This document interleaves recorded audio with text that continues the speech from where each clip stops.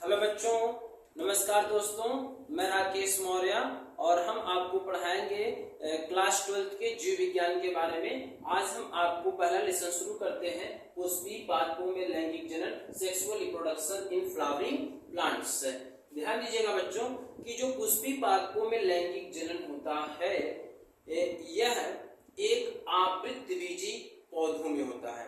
आवृतबीजी पौधे मतलब ऐसे पौधे जिसमें एक पुष्प का निर्माण होता है और पुष्प के साथ साथ उसमें फल का निर्माण होता है और फल के अंदर एक आवरण युक्त बीज का भी निर्माण होता है। तो ऐसे पौधों को हम आवृतबीजी पौधे कहते हैं। तो ध्यान दीजिएगा कि जो आवृतबीजी पौधे होते हैं वह पौधों की जो शारीरिक संरचना होती है वह बीजाणुउद्भिद स्पोरोफाइट या डिप्लॉयड अवस्था में पाई जाती है। बच्चों आप एक कॉन्सेप्ट को समझिएगा कि बीजाणुउद्भिद स्पोरोफाइट किसे कहते हैं। जिससे मान लेते हैं कि हम यहाँ पर एक पौधे की कोशिका हो गया, इस कोशिका के अंदर यहाँ पर गुणसूत्र का एक सेट हो गया, यहाँ पर गुणसूत्र का एक दूसरा सेट हो गया।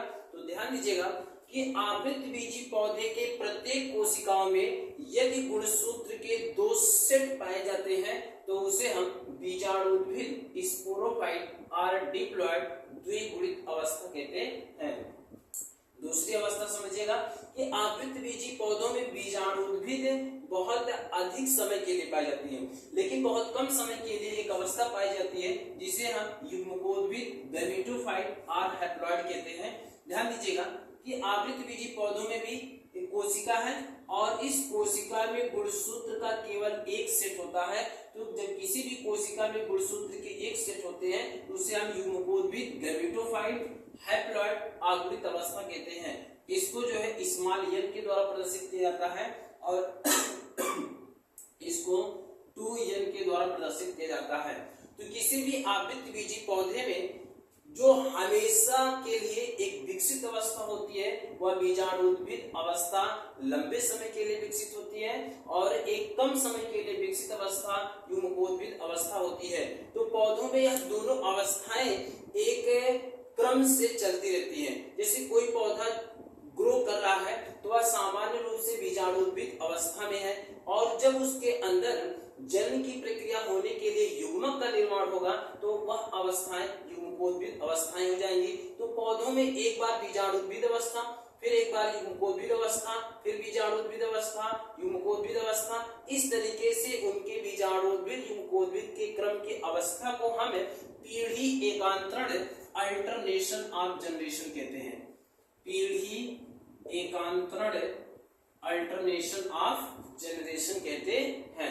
तो ध्यान दीजिएगा कि सबसे पहले हमें जानना है कि फ्लावर पुष्प क्या होते हैं। कि पौधों में लैंगिक जनन की क्रिया में सम्मिलित होने वाले भाग को फ्लावर पुष्प कहते हैं। पुष्प जो होते हैं वह मुख्य रूप से दो प्रकार के होते हैं। अपूर्ण पुष्प को इनकम्प्लीट फ्लावर होते हैं। ये क्या होते हैं? ऐसे पुष्प जिसमें या तो कैलिक्स या करोला एंड्रोशियम गाइनिसियम इन चारों चक्रों में से यदि कोई भी पार्ट अनुपस्थित होता है तो उसे हम अपूर्ण पुष्प इनकम्प्लीट फ्लावर कहते हैं। दूसरा है पूर्ण पुष्प कंप्लीट फ्लावर। ऐसे पुष्प जिसमें कैलिक्स, करोला, एंड्रोशियम गाइनिसियम ये चारों चक्र उपस्थित होते हैं उसे हम पूर्ण पुष्प कंप्लीट फ्लावर कहते हैं। तो यहाँ पर जो आवृतबीजी पादपों में लैंगिक जनन की प्रक्रिया होती है उसमें पूर्ण पुष्प कंप्लीट फ्लावर पाए जाते हैं। तो आज हम बच्चों यहाँ पर देखेंगे आवृतबीजी पुष्प की संरचना क्या है। Structure of angiospermic flower. एक आवृतबीजी पुष्प की संरचना हम देखते हैं कि जिसमें चार चक्र पाए जाते हैं। जिसमें चार चक्र पाए जाते हैं। जो पहला चक्र होता है बेटा उसको हम कैलिक्स कहते हैं। कैलिक्स की इकाई को हम सेपल कहते हैं। जो दूसरा चक्र होता है जो पौधों में लाल, हरा, नीला, पीला, गुलाबी इत्यादि कलर के पाए जाते हैं उसे हम करोला कहते हैं। जो कीटों को अपनी तरफ आकर्षित करते हैं तो इस करोला की इकाई को हम लोग पेटल कहते हैं। कैलिक्स और करोला दोनों सहायक चक्र होते हैं जिसको हम एसेसरी होल्स कहते हैं या इनको सहायक जनन अंग एसेसरी रिप्रोडक्टिव ऑर्गन्स भी कहते हैं। जो यहाँ पे तीसरा चक्र होता है इस तीसरे चक्र को हम लोग कहते हैं पुंकेसर। पुंकेसर इंग्लिश में इसको बोलते हैं स्टैमेन।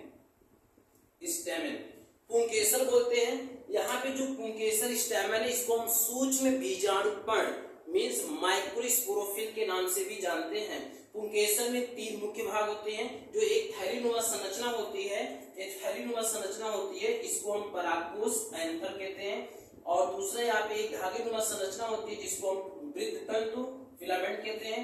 वृत्त तंतु और परागकोश को जोड़ने वाला बीच में संयोजी कनेक्टिव पाए जाते हैं। इन तीनों को सम्मिलित रूप से हम पुंकेसर स्टेमन या सूक्ष्म बीजाणुपर्ण माइक्रोस्पोरोफिल के नाम से जानते हैं। यहाँ पे जो चौथा चक्र होता है यह होता है अंडक या स्त्री केसर, कार्पेल और पिस्टिल होता है। अंडक के भी 3 भाग पाए जाते हैं। जो सबसे ऊपरी और एक फूला सा उभरा हुआ भाग पाया जाता है उसको स्टिग्मा वर्तिकाग्र कहते हैं। एक पतले धागेनुमा नलिका युक्त संरचना होती है जिसको हम स्टाइल वर्तिका कहते हैं। और यह धागेनुमा पतली नलिका युक्त संरचना नीचे की ओर फूली और उभरी हुई संरचना पाई जाती है जिसको हम ओवरी अंडाशय कहते हैं।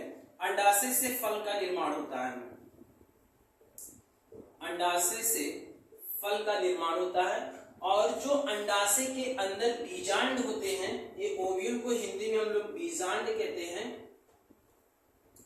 तो जो बीजांड होते हैं इससे बीज का निर्माण होता है। तो बीजांड से बीज का निर्माण होता है।